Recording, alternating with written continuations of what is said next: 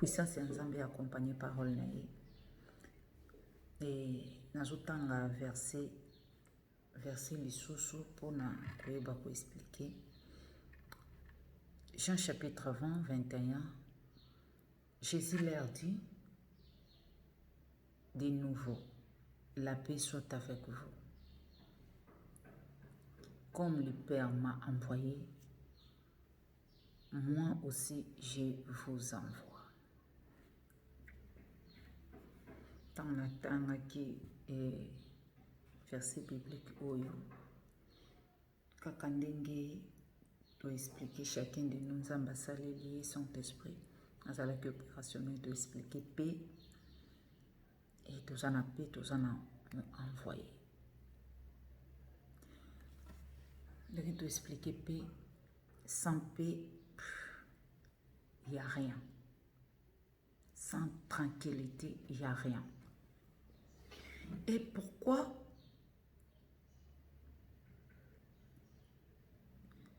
passage où Jésus leur dit de nouveau, la paix soit avec vous.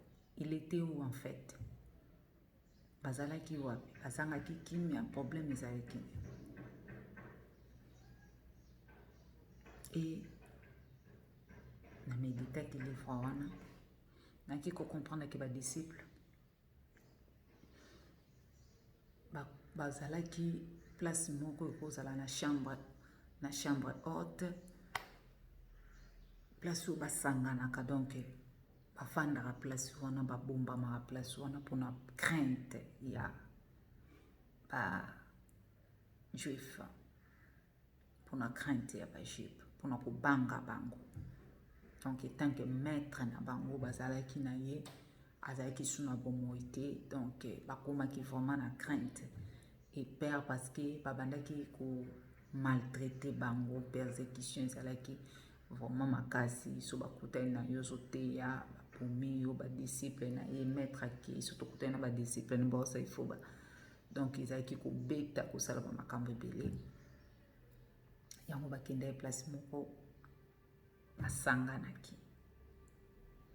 Et tant na tangi na bandi ko réfléchir namona bible ezoloba na biso ke place bazalaki baporte ezalaki bien fermée,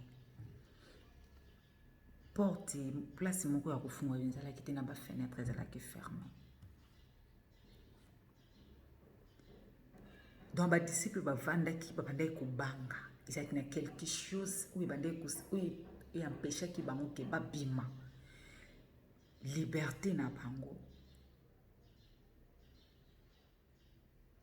ezala vraiment liberté na bango ezalaki na kimia te, quelque chose ebandeki koempêche bango et bazalaki ya kokangama. C'est ça que je me pose des questions. Est-ce que il y a quelque chose qui ont empêché biso malgré Moussalania surtout Jésus-Christ à salaki sur la croix? Est-ce que nous les chrétiens il y a quelque chose où ils ont empêché biso? Est-ce qu'ils ont ils ont quelque chose qui ont empêché? Il y a quelque chose où ils ont crainte na kati na yo et na terreur ya kubanga na kati na yo. Malgré Jésus-Christ azali suna kundate. Jésus-Christ a c'est quoi? Est-ce que ça a quelque chose de sur kangayo? Et que ça a la situation na yo ya vie. Et que ça a la réalité aux autres traversées. Et que ça a l'entourage na yo. Et que ça a l'aspect physique na yo. Et que ça a la donc façon d'être na yo. Donc aux hommes que non te on les a makambo na ngaiti. Est-ce que ça a quelque chose ils ont bloqué yo? Ou ils ont empêché yo ou libéré quelque chose où ils en a katina yo?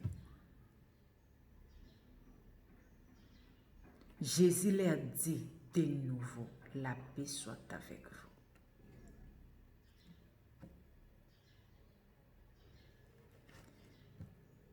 Bien aimé, na tangi na bandi, puis qu'on réfléchir. Nous se poser question, qu'est-ce que tout ça là? Parce que Jésus a perçu déjà paix. Quand on a tangi, naye kotala, naye ko comprendre que na kati ya ndako wana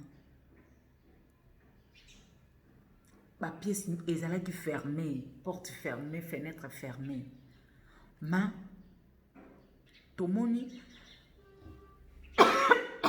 pardon, Jésus-Christ a pénétré. Jésus-Christ a pénétré dans la pièce sans ouvrir la porte. Et c'était un miracle. Sans ouvrir la porte, c'était un miracle. Na kati na bango na milieu, zaki te pembeni, na mpanza telemi, na kati na bango. C'était un miracle. Ah, ce total est bien. Tant Jésus-Christ a pénétré, à se présenter na kati na bango,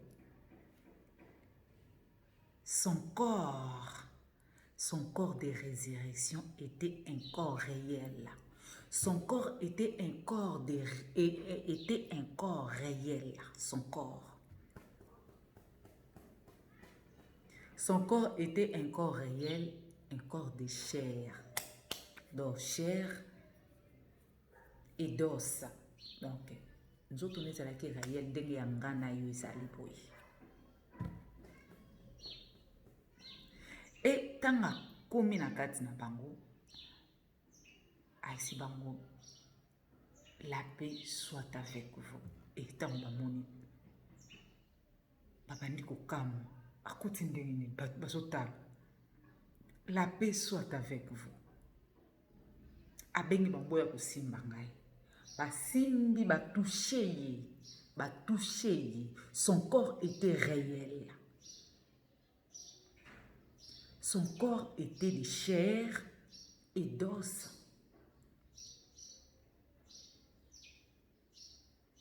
Son corps était réel. Aïsi bango, nouveau, la paix soit avec vous. Et bah, tondi sama kinesengo. Tozo mona, quand il y a la paix, joie ezali. Koseka. Espoir ou ba perdaki, ba zu espoir wana.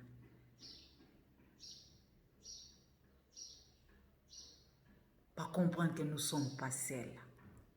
Maintenant, Christ est avec nous. Est-ce que tu crois que Christ est avec toi? Est-ce que tu crois? Est-ce que vous avez joie wana au perda? Quelle que soit la situation, traverser. Est-ce que tu peux récupérer cette joie au perda tamoulai?